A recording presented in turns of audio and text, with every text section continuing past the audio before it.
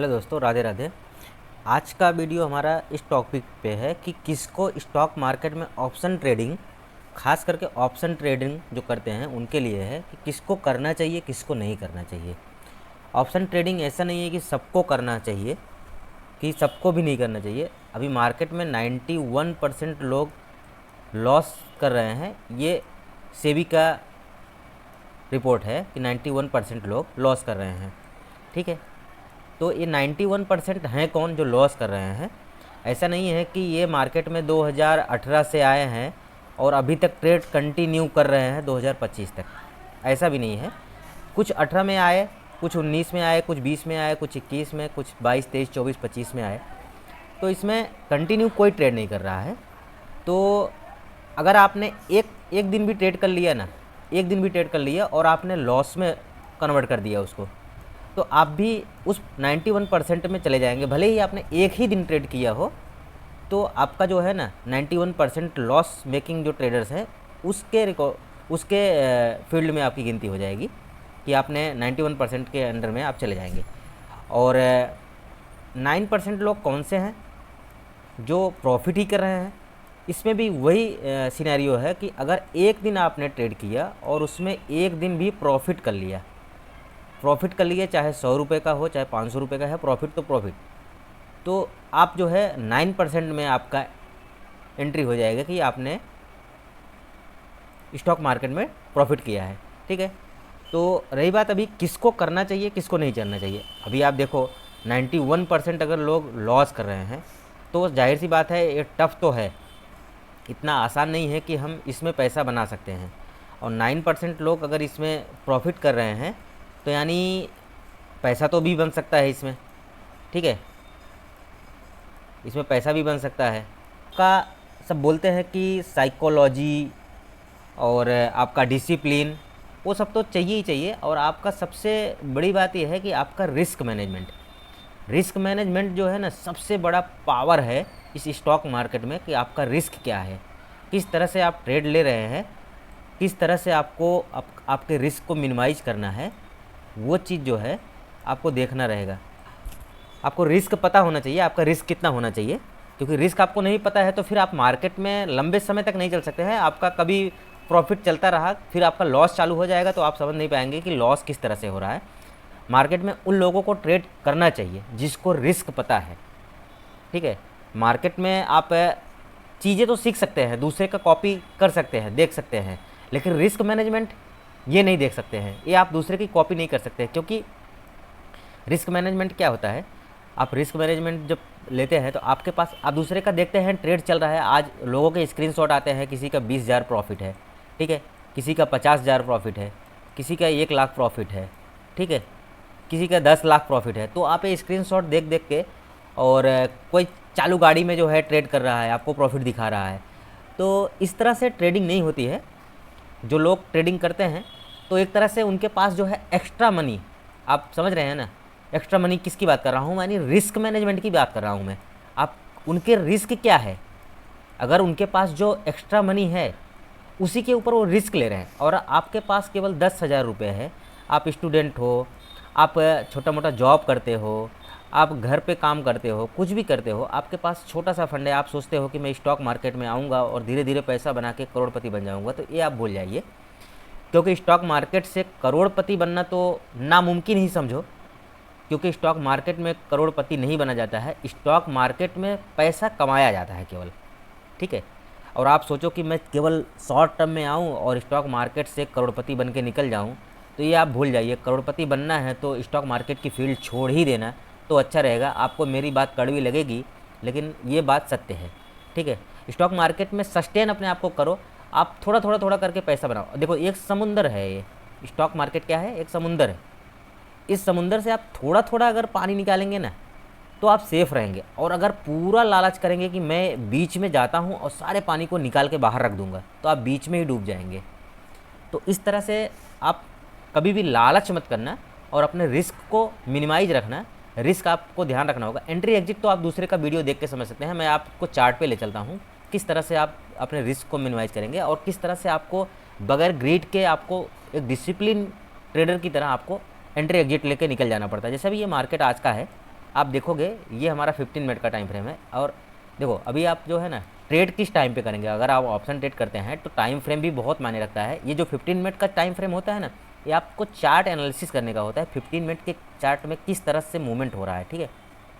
मान लो चलो हम यहाँ पे आए, पूरे दिन हमने मार्केट को देखा नहीं, इस कैंडल के जब बन रहा है, मान लो एक सेकंड,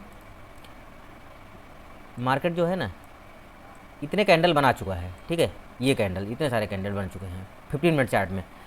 तो आपको जो है ना 15 मिनट चार्ट में इतने कैंडल बन चुके हैं, तो आपको, आपने सुबह से ट्रेड नहीं किया है और आप कहीं बाहर रहे हैं, कभी भी आप कोई काम में रहे, तो आपको ये टाइम मिला, ये कैंडल जब बन रही है तो आपको चार्ट देखने का टाइम मिला और आपको ट्रेड करने का टाइम मिला।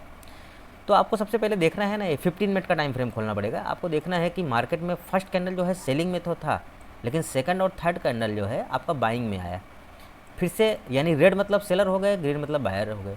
तो इसमें देखो आप रेड ग्रीन, वापस रेड की इसमें जो है काफ़ी मात्रा में एंट्री हुई, ठीक है, यानी सेलर्स की। लेकिन क्या इतने सेलर्स आने के बाद में भी जो हर कैंडल में जीतते थे, ठीक है, वो इस लो को ब्रेक कर पाए? नहीं कर पाए। इसमें एक बार ट्राई तो किया, लेकिन उसी कैंडल में मार्केट ने फिर से ऐसा बाउंस बैक लिया कि इसके 2-3 कैंडल को खा गया अकेले, ठीक है। और जब ये कैंडल बना, ये कैंडल मार्केट इसके ऊपर तो निकला, वापस नीचे क्लोजिंग कर दिया। अब होता है हमारा यहाँ से खेल शुरू। ये देखिए, ये जो लेवल है इसके ऊपर एक भी कैंडल ने क्लोज नहीं दिया है। हाँ, मार्केट के ऊपर निकले हैं, मतलब इस लाइन के ऊपर निकले हैं, लेकिन क्लोजिंग नहीं दिया है। तो हम क्लोजिंग का वेट करते हैं। जब क्लोजिंग दिया मार्केट ने ये यहाँ पे, ठीक है, इसमें क्लोजिंग दिया, अब हमारे क्लोजिंग के ऊपर तो एंट्री होगी, लेकिन एंट्री तो चलो हमने ले लिया, चलो ठीक है, 15 मिनट हमने देखा और हम एंट्री ले लिए। एंट्री लेने के बाद में इसी कैंडल में वापस नीचे आया, फिर से नीचे आया, फिर से नीचे आया, तो हम यहाँ तो डर के भाग के निकल जाएंगे, तो हमारा तो लॉस हो जाएगा। तो हमको एंट्री कहाँ लेना है? एंट्री 15 मिनट टाइम फ्रेम पे एंट्री नहीं लिया जाता है दोस्तों। जब भी एंट्री लिया जाता है तो हमारा मिनिमम 5 मिनट, 3 मिनट, 1 मिनट, आप स्कैल्पिंग करते हैं तो 1 मिनट, नहीं तो 5 मिनट। देखो अभी 5 मिनट में आप यहाँ पे देखोगे, ये जो ये लाइन मैंने अपने ड्रॉ की थी, देखो ये कैंडल जब ऊपर निकला यहाँ पे, इसने क्लोजिंग तो दिया है, लेकिन इसका हाई ये था। अब 15 मिनट में क्या था कि फटाक से ऐसा लग गया था, लेकिन हमारा 5 मिनट में आप देखोगे, चलो यहाँ पे हमने इस एक कैंडल क्लोजिंग के बाद में इस कैंडल में एंट्री मिली। यहाँ पे एंट्री मिलते ही धीरे धीरे मार्केट यहाँ पे आपको थोड़ा सा लॉस भी दिखाया होगा, शायद नीचे आया, लेकिन उसी कैंडल में फिर से धीरे धीरे करके ऊपर ले गया। और एक चीज़ और है, आप बहुत सारी वीडियो अभी आप देखोगे मेरी, आप वीडियो को लाइक करना, चैनल को सब्सक्राइब कर लेना, आपको बहुत सारी वीडियो मिलती रहेंगी। और कमेंट करना मत भूलना। और हमारे चैनल से आप जुड़े रहेंगे तो धीरे धीरे आपको बहुत सारी वीडियो देखने को मिलेगी और सीखने को मिलेगा। ये तो मैं ऐसे ही आपके लिए एक वीडियो बना रहा हूँ कि आपको समझ में आया कि आपको ऑप्शन ट्रेडिंग करना चाहिए कि नहीं करना चाहिए, तो इसके ऊपर वीडियो है। और देखो यहाँ से फिर आप देखें, अपने टॉपिक पे आते हैं कि यहाँ पे आप देखोगे मार्केट में सेलिंग तो आया, फिर से बाइंग आया, आपको यहाँ पे एग्जिट कर लेना पड़ेगा। और क्योंकि छोटी छोटी कैंडल जब बनती है ना, तो एग्जिट कर लेना पड़ेगा, क्योंकि अनडिसाइड कैंडल सब बन रही हैं। छोटी कैंडल का मतलब है कि इसमें बायर सेलर जो स्ट्रॉन्ग है वो आ नहीं रहे हैं, और जब स्ट्रॉन्ग एंट्री करेंगे तो ये फाइट होगी, जिस तरह मूव करेगा वन गो करेगा, ठीक है। और यहाँ पे सब छोटे रिटेलर्स यहाँ पे पड़े हैं, इसके लिए यहाँ पे आपको जो भी मिलता है निकल जाओ। ऐसा नहीं है कि आपने टारगेट बनाया है 1000 का, हमको जब तक 1000 रुपये प्रॉफिट नहीं होगा तब तक हम निकलेंगे नहीं, ऐसा नहीं है, ठीक है। आपको अगर 500 मिलता है, आपको लगता है कि काफ़ी टाइम इसमें ले रहा है, तो हमको निकल जाना होता है। ऐसा नहीं है कि हम इसी में बैठे रहेंगे, फिर से एंट्री मिलेगी, फिर से करेंगे। और कहीं अगर आप ब्रोकरेज बचाने के चक्कर में बैठे रहे, चार्जेस बचाने के चक्कर में, अगर ये एसएल आपको फिर आया तो आपको तो यहाँ पे डर लगेगा ना, यहाँ पे तो आप निकल जाओगे, क्योंकि आपका यहाँ पे 1000 प्रॉफिट के चक्कर में यहाँ पे आपको 1200-1500 तो लॉस दिखाएगा। भले ही मार्केट फिर आप यहाँ पे ज़्यादा स्ट्रॉन्गनेस में बैठे रहे, फिर से ऊपर चला गया, वो अलग चीज़ है, लेकिन यहाँ पे आप डर के निकल जाओगे। तो इस तरह से हम एंट्री लेते हैं। और अगर आपको और शॉर्ट में एंट्री लेना है तो आप 1 मिनट टाइम फ्रेम करो, और अच्छा रहेगा आपके लिए, क्योंकि स्कैल्पिंग ही छोटे अमाउंट से करो। बड़ा अमाउंट में क्या होता है, बड़े अमाउंट से लोग बोलते हैं स्कैल्पिंग करना चाहिए। बड़े अमाउंट से स्कैल्पिंग करने में एक नुकसान ये होता है, अगर आपके पास रिस्क मैनेजमेंट नहीं है और आप डिसिप्लिन में नहीं रहें, तो आपका जब भी लॉस होगा तो आपका इतना बड़ा लॉस होगा कि आप मार्केट में फिर से दोबारा एंट्री करने आएंगे ही नहीं, मार्केट छोड़ के भाग जाएंगे, ठीक है। तो आप देखोगे यहाँ पे 1 मिनट में आपको किस तरह से मिलेगा। मार्केट का ये हाई था, यहाँ पे मार्केट ने क्लोजिंग तो दी है, लेकिन अगला ही कैंडल 1 मिनट में क्या है, आपको यहाँ पे टाइम थोड़ी रुकने दिया होगा, फटक से नीचे आया, तो ये धीरे धीरे मार्केट यहाँ पे ही रुकता रहा। और देखो अभी भी यहाँ पे आप इसको मैं और आगे ड्रैग करता हूँ, कहाँ पे हमको एंट्री मिलती है वो देखते हैं। 1 मिनट में हमको अच्छी एंट्री कहाँ मिलती है। देखो ये हमारा हाई बना था, इसके ऊपर जब क्लोजिंग आएगा ना तो हम एंट्री लेंगे। क्लोजिंग तो आ गया, लेकिन अगला ही कैंडल एंट्री लेने से पहले ही फटक से नीचे आया, क्योंकि मार्केट को थोड़ा यहाँ से ऊपर निकलेगा तो हम एंट्री लेंगे। यहाँ से तो तुरंत उसने नीचे ही आया, और नीचे आते ही जो है आप देखोगे यहाँ पे एक भी बार ऊपर नहीं गया। फिर यहाँ पे ये कैंडल आप देखोगे, इस कैंडल ने क्लोज किया और इसी कैंडल के बाद वाले कैंडल में एंट्री मिली। एंट्री मिलते ही हमको देखो 1 मिनट में आपको डराएगा नहीं, क्योंकि फट कैंडल बनते हैं, तो आपको यहाँ पे टाइम भी मिलेगा निकलने का। और ये समझो कितने पॉइंट का है, आप देख लो कितना पॉइंट आप यहाँ से ले सकते हैं, तो मैं बताता हूँ। यहाँ से आप देखोगे 24,600 से आप देखोगे 24,630 30 पॉइंट का है, और ऑप्शन का प्रीमियम लगभग 12-13 पॉइंट। आप 10 पॉइंट भी पकड़ोगे, आपका अगर कितना, अगर 2 लॉट है 150 क्वांटिटी है तो 15 दाम 150, तो कम से कम 1500 रुपये आपको मिलेगा ही मिलेगा। ठीक है, तो आप 10,000 से अगर ट्रेड करते हो तो लगभग इतना ही प्रॉफिट होगा।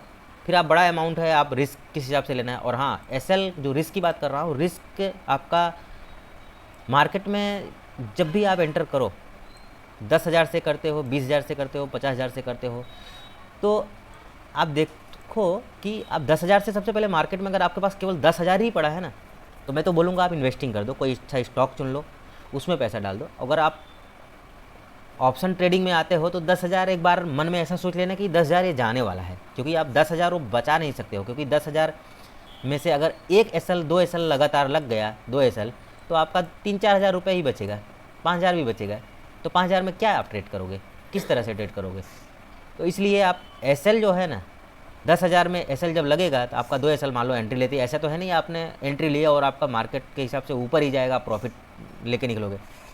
तुरंत एंट्री लिया आपने, यहाँ से चलो एंट्री लेते ही मार्केट फटक से नीचे, यहाँ से चलो रिवर्स हुआ, और रिवर्स ना होता तो फिर से नीचे चला जाता, तो आपका एसएल लग जाता।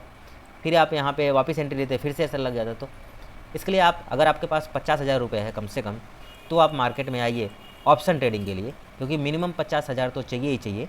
क्योंकि 50,000 में आप 20 से 25,000 रुपये का एंट्री लेते हो, तो उसमें चलो आपका 2-3 हज़ार 4 हज़ार लॉस होता है, तो फिर से आपके पास 50,000 में से 20,000 रुपये फिर से मतलब आपके पास आ जाएंगे।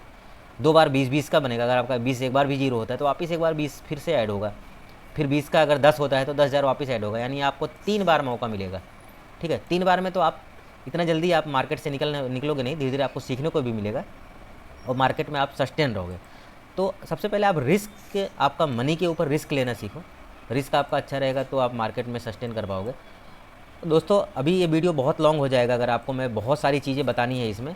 अगर आप कमेंट करते हो तो फिर मैं डिटेल से वीडियो और लाऊंगा, काफ़ी लंबी वीडियो होगी, और टॉपिक बाय टॉपिक आपका स्टेप बाय स्टेप एक एक चीज़ के ऊपर वीडियो बनाऊंगा। आपको किस चीज़ के ऊपर वीडियो चाहिए आप कमेंट करके बताएंगे तो मैं उसके ऊपर भी वीडियो बना दूंगा आपके लिए।